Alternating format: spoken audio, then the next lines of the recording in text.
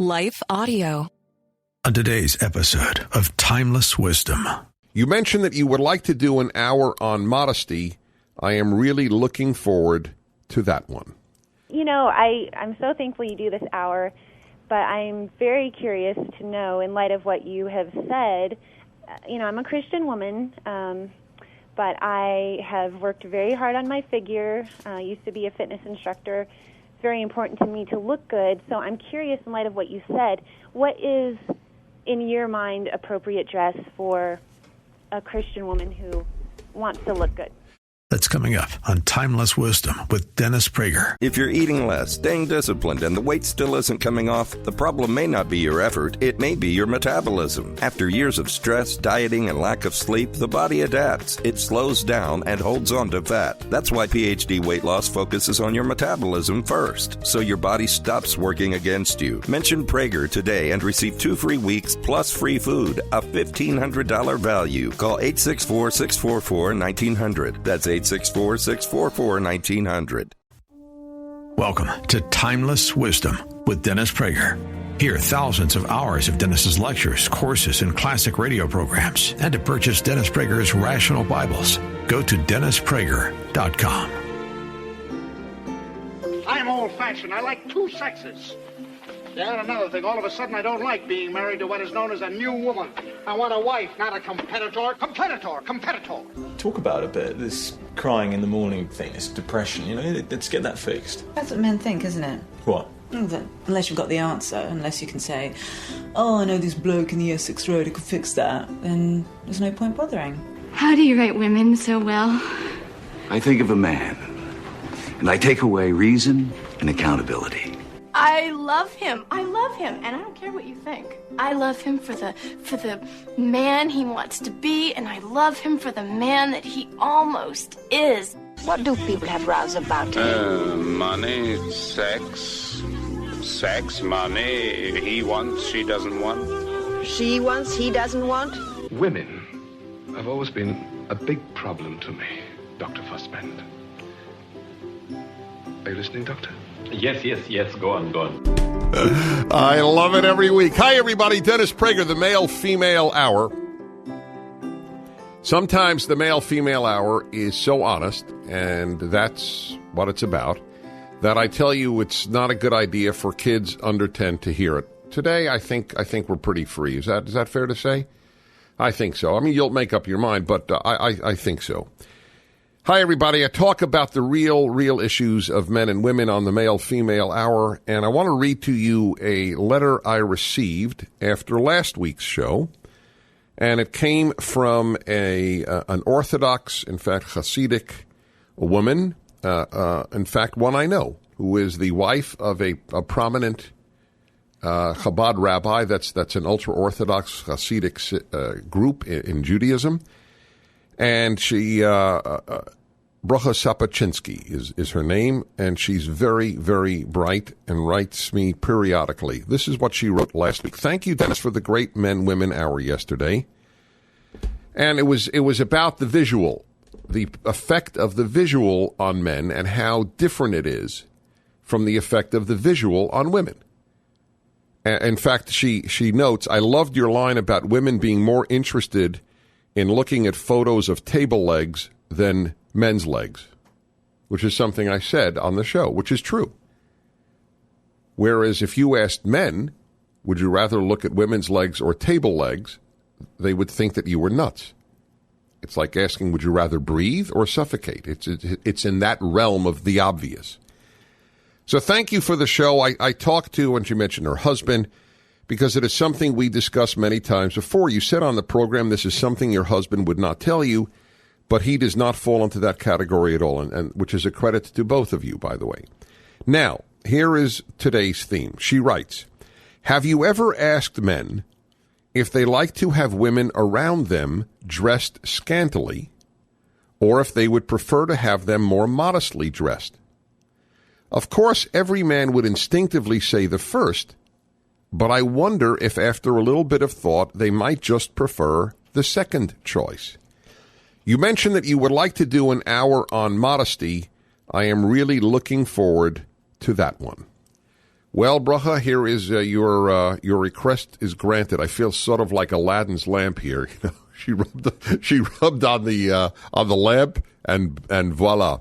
Which, by the way, shows I read your mail, folks. I can't respond. I didn't even get a chance to respond to her, but I do. And if you have thoughts and reactions, they are absolutely invaluable to me. I was asked this question a long time ago, and I'm very open on these issues. That's why people ask me, well, Dennis, it went something like, so as a man, do you like when women wear very revealing clothing or scantily dressed, as Bracha Sapachinsky put it? And I said, and this was a key answer, the male in me loves it, the man in me doesn't. See, every man who thinks, forget the values issue even, every man who thinks, just thinks, knows that the man and the male are in conflict. That's why I call this the male-female hour, incidentally. It's deeper than the man-woman hour. It's the male-female hour. See, women have to fight the female, but different parts. The problem, and I've said this, and we'll do another show on this, is that girls are not raised to fight the female in themselves because our society, because of the age of stupidity in which we live, has announced that everything female is naturally beautiful. It's the males that have to have their aggression, their sexual predatory nature, which is true. We men do have to fight those things. Do women have nothing to fight in their nature? Okay, that's a separate subject, obviously. But the answer is, for a man who thinks this through, of course it's exciting when women show their bodies. That's the point of it. It literally is exciting. Yes, that's how you excite men, at least those who aren't blind. And I'm not being facetious. Blind men are stimulated in other ways. And I'm not saying it's the only way, but it is the first way, the visual. We talked about that in a previous show, and you're free to download it, and you should, in fact, and play it for one another. It's easier often for a wife to hear a stranger than her husband, and vice versa. For a woman to hear a stranger perhaps than his wife saying certain things. So yes, we men are excited by the visual, no question. So do we like the microskirt? Well, we're excited by the microskirt. Do we like it? Well, that's a different story. That's why men love women in bikinis. Men love women in short skirts. Well, it's not precise. Men are excited by women showing more of their body. Do we like it? Well, it depends what like means. And I'm not being Clintonian of depends what the definition of is. It depends what like means. Yes, if you like being excited, especially by someone that you will be able to consummate that excitement with, preferably, hopefully, ideally your wife, that's spectacular. But as a general rule, well, it depends how much a man wishes to be governed by his libido. Because every time, not even in just life, in picture, this happens, he's distracted.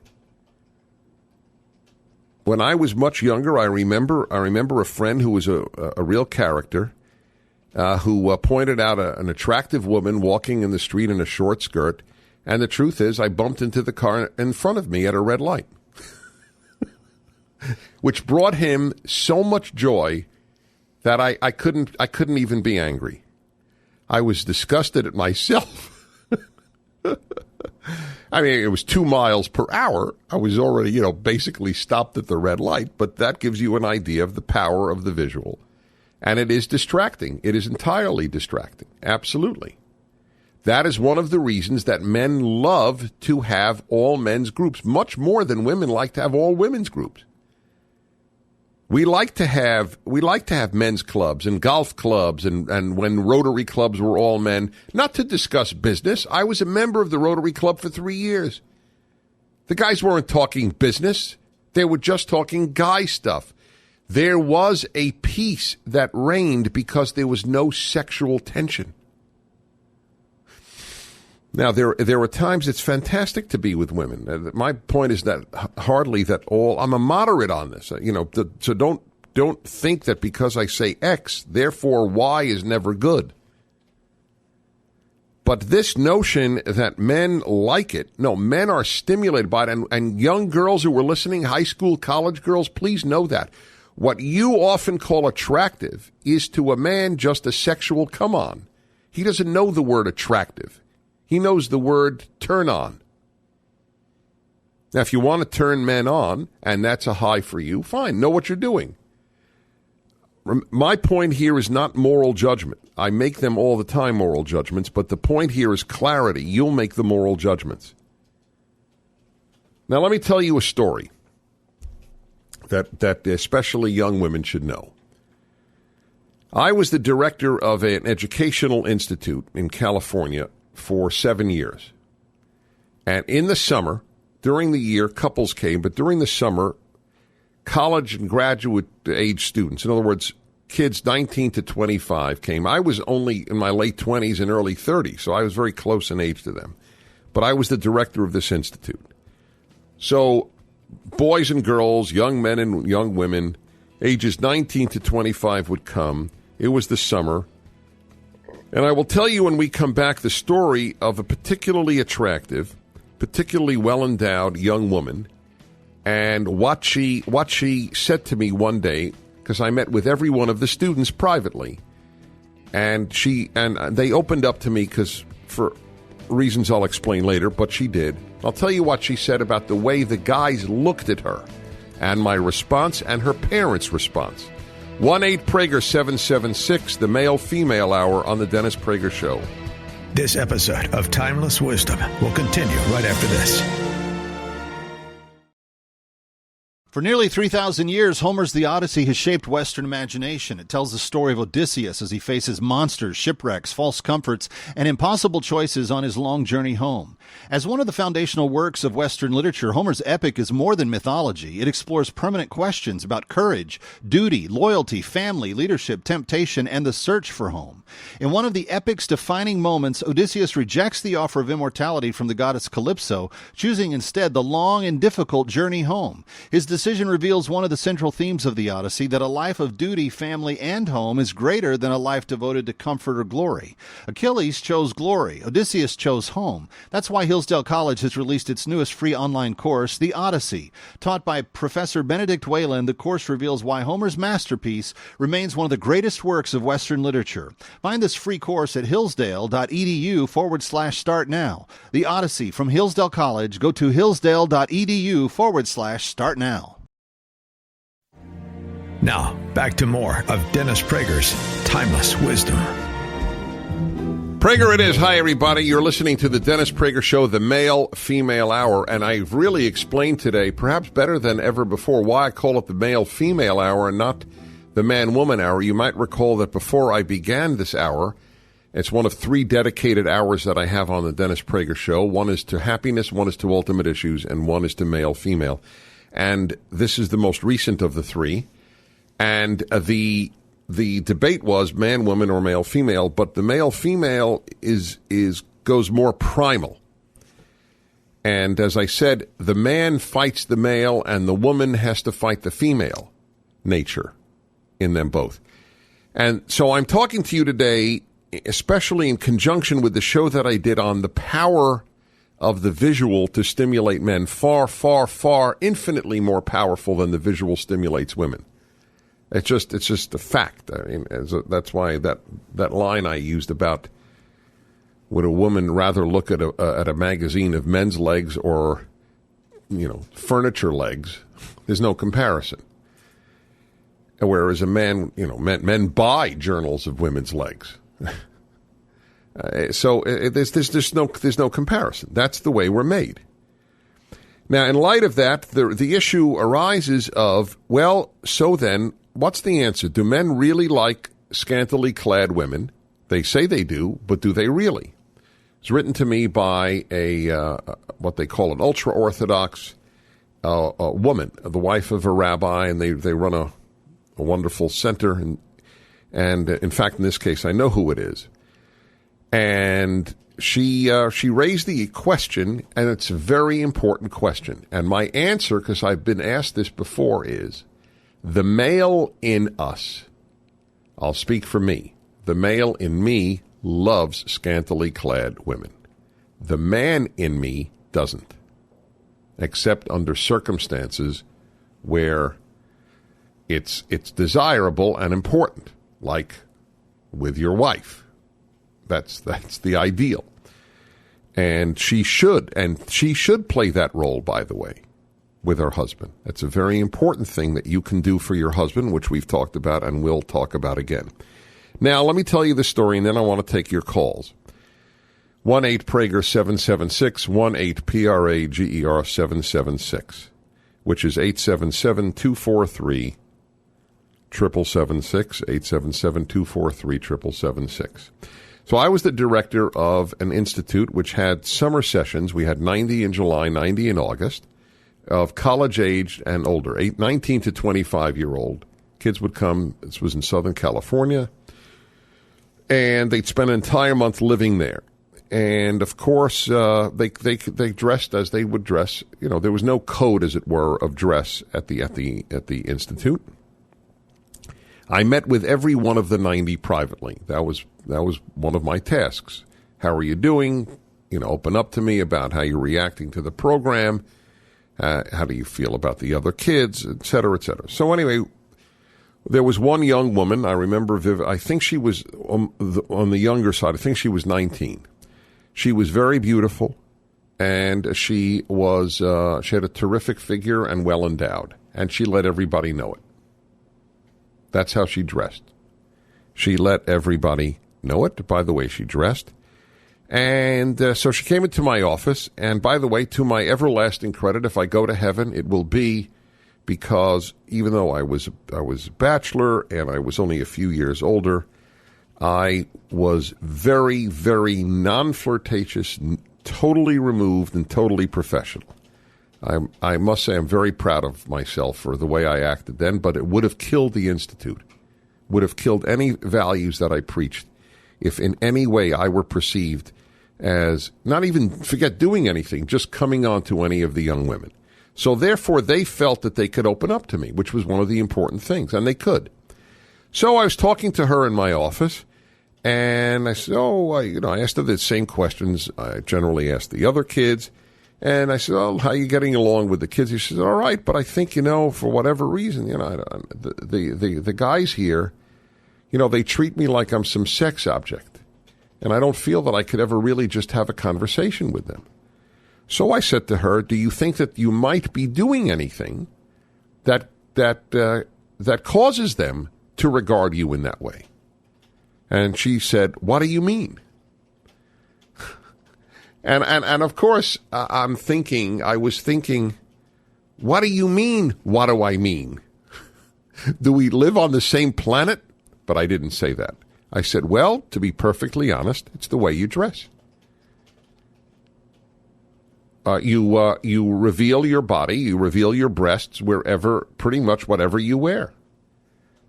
And so you are saying to all these guys around here, look at me as a sex object.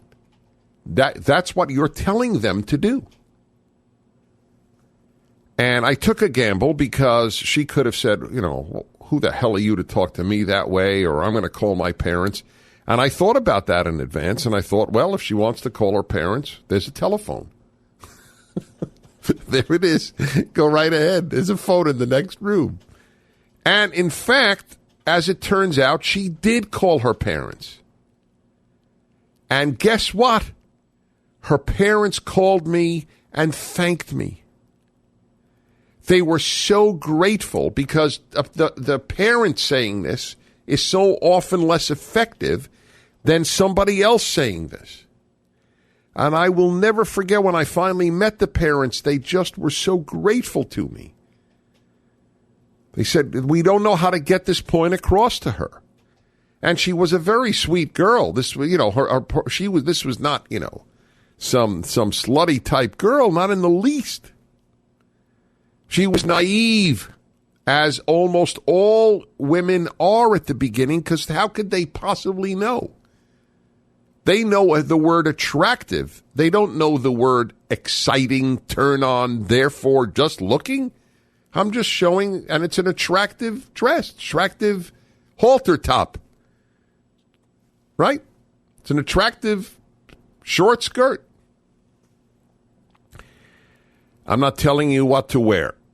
I'm telling you to be aware of what the effects are, and that the notion of men liking this is a very complex question. The male in us likes it. The man in us, if we want to be able to not be distracted continually, is not a big fan of it. That's the answer to the question, as written by this religious woman who wrote to me. 1-8-PRAGER-776.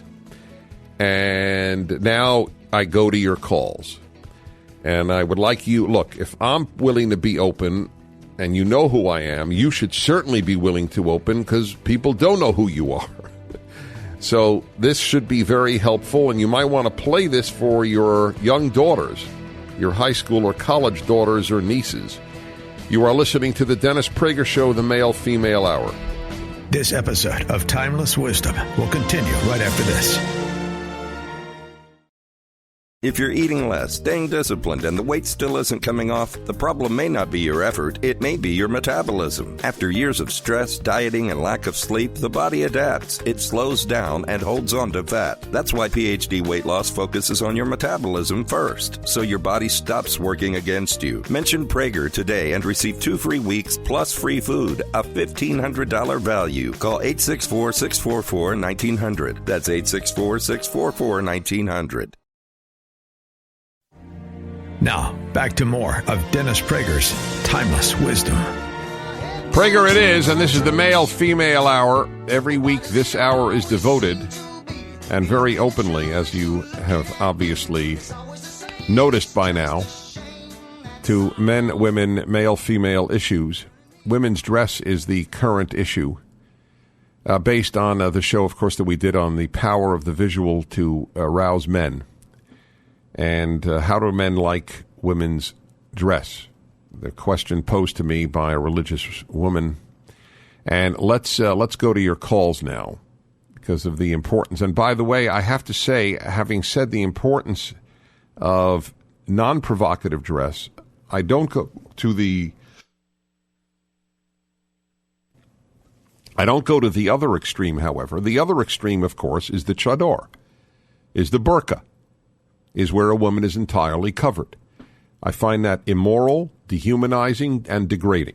Can I be more strong? If I could, I would say it. I just don't know how to be stronger in my condemnation of that. In fact, frankly, between the two, I would take the immodest extreme over that. As much as I think that that's a problem. And so what does that mean then? What does it mean? I mean, and here people have to be, I think there has to be a common sense understanding. Because, I mean, the fact is, what do they used to say, a well-turned ankle when women only showed ankles? It was something. Women's skin is women's skin to men. That's the way it is. That's the way men are made. And I am one of them. This is not abstract. Apropos of this, let's go to Denver, Colorado, and Evita. Hello, Evita. Dennis Prager. Hello, Dennis Prager. I'm nervous, and this is such an honor to talk to you. Thank you so much, and I understand being nervous. Go ahead. Oh, this is so great. I'm so thankful you do this hour, but I'm very curious to know, in light of what you have said, I'm a Christian woman, but I have worked very hard on my figure. I used to be a fitness instructor. It's very important to me to look good, so I'm curious, in light of what you said, what is, in your mind, appropriate dress for a Christian woman who wants to look good? Your question is of course, you're asking exactly what the Jewish woman in the letter is asking. You're religious Christian, religious Jewish woman, same question and appropriate. I just want to tell you a funny thing is when I see pictures of some starlets or some athletes, very, very low cut, half their breast showing, and a cross in the middle. Right. And I'm thinking, what exactly did they have in mind? How do I attract men to Christ? I mean, what is on their mind? Anyway, it's humorous in its way. And it's not even a condemnation. It's just, I marvel at it. But anyway, you're asking, first of all, I think you have every right to let the world know that you take care of yourself and have a fine figure. So I do not believe that figure eradicating clothing is necessary or even good. I think the fact that you are a woman and have a different body than men do, and that you have a fine one because you've taken care of it, you have every right, and I think even obligation to yourself to make that clear. By not wearing particularly baggy clothing, for example. Okay? So the figure is the figure. We're talking about skin here, much more than we're talking about revealing that this is a woman with a fine body. That's just fine. And by the way, well, one will, of course, one could argue, well, Dennis, that's a turn on to men too. Okay, that's men. At that point, that becomes my male problem. Okay, I'll handle that. Okay, well, that is good to know, because that was a question that I had. Yes, good. And I know other Christian women who say, like, I won't even wear anything that's form-fitting because it's showing your figure. No. Well, so then what's the difference? But then why not? By that logic, you should wear a chador or a burqa, right? That is true. And by the way, what about your face? Why reveal your face? Face is also arousing, right? I mean, by that thinking, then, one ends up wearing a burqa. No, not at all. So there is, you are continue to do so. The question comes with regard, by the way, there are also other questions. A cocktail party versus going to church. Venue is part of the answer to your question. I will explain when we come back on the Dennis Prager Show. Hi, Dennis. My name is Nick. I live in Westwood, New Jersey, and I just want to wish you well. I know you've had an ordeal to deal with the last year plus now with what happened to you with your fall. I, like many people, have had their life changed by you, your show, your columns, and your videos, and your books. I've read everything you've ever written. And you just changed my life. You convinced me to get a PhD in American religion. I went from atheist to back to Catholic. I went from liberal to conservative. I have successfully converted God knows how many people and my family over to our cause. And I just really appreciate everything you've done for me. And there are millions, if not tens of millions of people like me, most of whom will not call, but just know how much good you've done in this world. So I wish you well, and I look forward to continuing to indulge in your timeless wisdom. Thank you so much from the bottom of my heart. Are you enjoying Timeless Wisdom? We'd love to hear from you. Call 877-243-7776 and leave a review, share your thoughts, or just even an encouraging word for Dennis. Your voicemail might just make it on the show. That's 877-243-7776. That's 877-243-7776. Thanks for listening and for your support. Prager it is. Hi, everybody. Dennis Prager, the male-female hour, talking about women's dress and its effect on men. And I take a middle road here. On the one hand, it is so clear that the effect of showing more skin is so arousing and distracting to men. Period. End of issue. And it is it's almost immeasurable in its power. We talked about the visual on previous week on the show. On the other hand, the movement toward entire coverage, like among some Muslim women, is degrading and humiliating in terrible ways, and is actually, in my opinion, sum total is actually worse. And I say that having been quite clear about the adverse effects of provocative dress. There was a woman who called. Unfortunately, she hung up, but I got a chance to at least read her subject. Her husband likes her to go braless in public, and she's uncomfortable with that. And I it's too bad that she. I think she's in Cleveland. And I'll tell you very quickly, the fact that he wants you to do that, and I don't want to cause any troubles at all, God forbid. The point of this hour is to make marriages better, not worse. But there is a part of men that wants to say to the world, to other men in particular, look at how sexy my wife is. And that's natural. That's why they often speak of, what is the word when a man has a much younger wife? Trophy, yeah. But that is something that it is one thing for a man to be proud of how his wife looks. It is quite another to have her wear clothing to provoke, to announce, look, I'm a sex object. That's not a good thing. Men should not do that, and it's bad for both of you. It's bad for everybody. And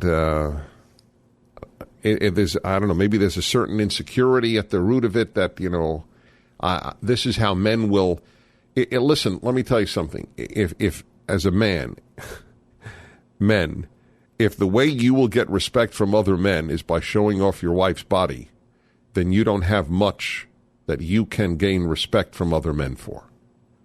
If that's what you're relying on, you don't have much going on in your life. Okay? Is that direct enough? All right. 1-8-Prager-776. And, in fact, on that very issue, in Wyandotte, Michigan, it's Mark. Hello, Mark. Dennis Prager. Did I pronounce your city right? Yes, you did. You got it. Good. Hey, Dennis, you know what? My opinion on this subject is pretty much the opposite of that call you just described before that. Right.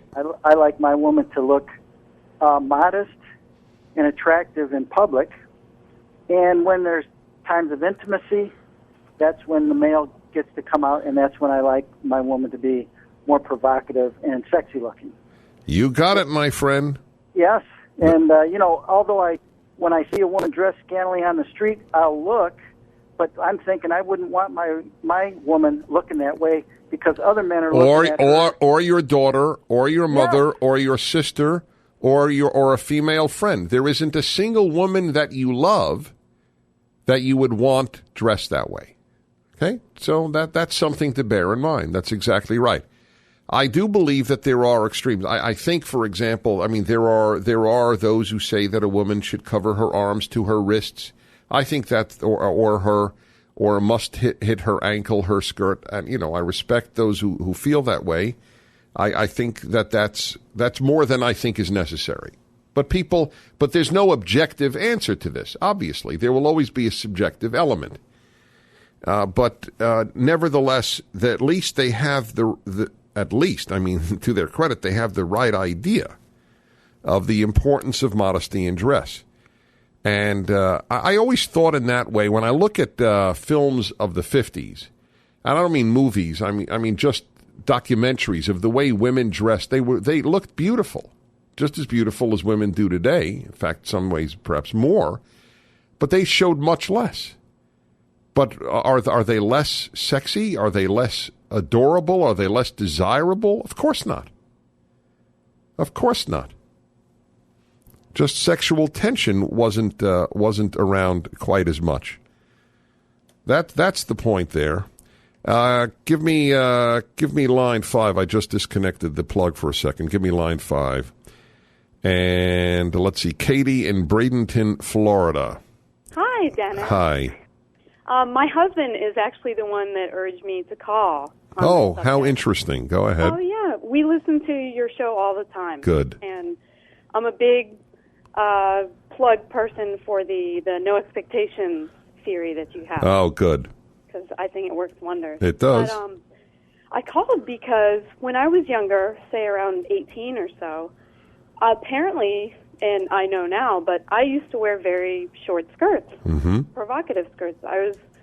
God had blessed me with long legs, and I remember even around my parents when I would go out and I would be wearing these, they would say how nice I looked, and I had no idea. That's right. What I was doing at all. Just like that 19-year-old at my institute, yeah. Exactly. And it wasn't until that one of my friends made some offhanded comment, not a mean comment in any way, but remarked about how I always wear these short skirts, and I asked them, what are you talking about? And they acted like, oh, you know that you do, and this and that. And it blindsided me at how that I was dressing and what kind of... Well, that it proves my theory as to why I'm writing my book on men and why I do this show. So many women are never told by men what's going on. Right, exactly. Well, you're 25, and thank God you now know. And that's great. I appreciate your call immensely. Man who takes a yoga class with scantily clad women calling up from Texas next on the Male-Female Hour. This episode of Timeless Wisdom will continue right after this.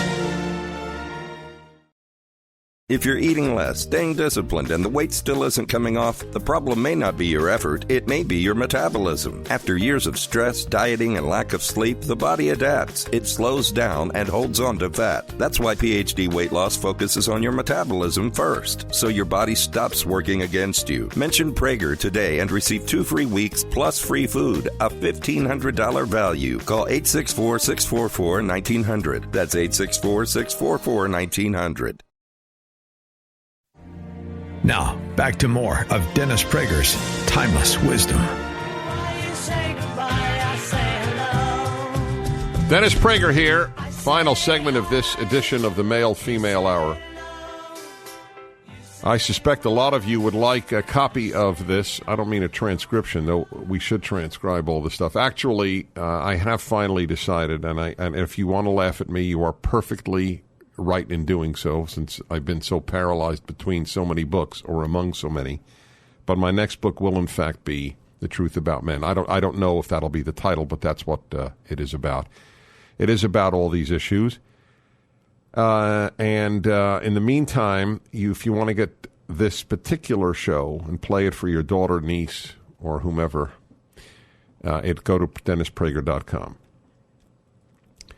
And I'd love your mail. I want to tell Marion in Tampa, she said, what can I do to get my husband to be attracted to me again? It seems like no matter what I do, he's just not that interested. It is such an important subject. That's one I would like to talk about at length. We don't have the time now, Marion. Please either send me an email or call in maybe even next time. We will just have an open line Male-Female Hour so that people can pose any honest question, the tough stuff that may have not been dealt with or has been dealt with and you want to ask about. All righty. And, Kim asked the same thing. Kim in San Diego. Do husbands like to look at their wives' bodies even once they age? I don't feel as attractive as I used to. Okay, look, it's a very honest question. Here, in a nutshell, men are still attracted to their wives if their wives, generally speaking, these are all generalizations, if their wives take care of themselves and they do a lot of things to keep that tension alive. For example, don't appear undressed before him when you are not about to do something. Let it be very rare that he still sees you undressed. Wear the type of sexy stuff for him that accentuates the still provocative parts of you. There, obviously, you don't look like a 20-year-old, but that's not what he's expecting. And that's why people do continue to enjoy one another at all ages. All right, let's quickly. David, San Antonio, quickly. Hi, Dennis. Great talking to you again. I'll preface this. I retired from the military, went back to college, and my last semester I heard about a yoga class who had been, the teacher was one of my high school teachers for my high school days. So I took the class. Showed up about 20 people in the class, 3 males, me and 2 others. All right, All right, I think I know the line. Forgive me.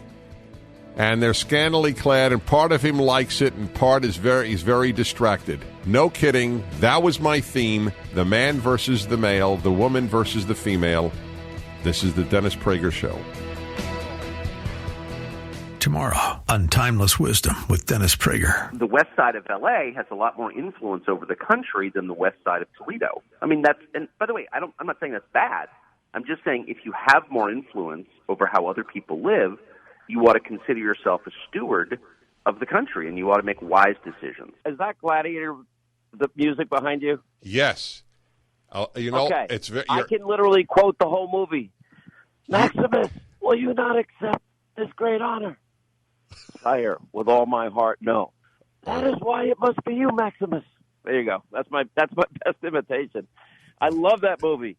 Every human being is sinned and fallen short. Yes, exactly. And by the way, I probably have a much longer list than you in life. I doubt it, but we'll get together and compare. We're going to get together over a cigar. Incorrigible for a big part of my life, which I guess made me a talk show host, right? Yes.